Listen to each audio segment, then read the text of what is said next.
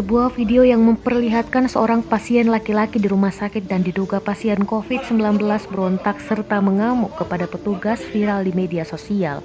Pasien tersebut tampak dirawat di instalasi gawat darurat atau IGD. Video berdurasi 1 menit lebih itu awalnya diunggah oleh akun Twitter @kurawa, kemudian diunggah pula oleh akun Twitter @missrevolusi. Meski video yang sama, narasi di kedua akun itu berbeda.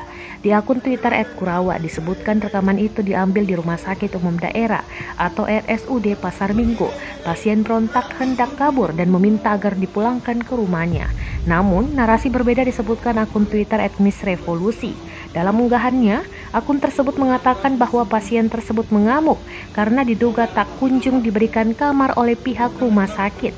Menanggapi video ini, Pelaksana Tugas atau PLT Wali Kota Jakarta Selatan, Isnawaji, mengaku belum mendapat informasi yang jelas soal video itu, baik soal lokasi video dan apa penyebab pasien berontak hingga dikepung petugas keamanan dan tenaga kesehatan.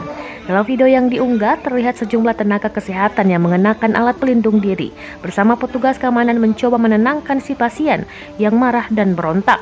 Lantaran emosi yang meluap-luap, dua petugas keamanan dan seorang nakes pun memegang erat tangan serta badan pasien yang berontak. Yang memilukannya, si pasien terus berontak sambil terbatuk di hadapan petugas keamanan yang tidak memakai APD. Terdengar beberapa kali dalam video, pasien COVID itu berteriak soal istri dan anaknya.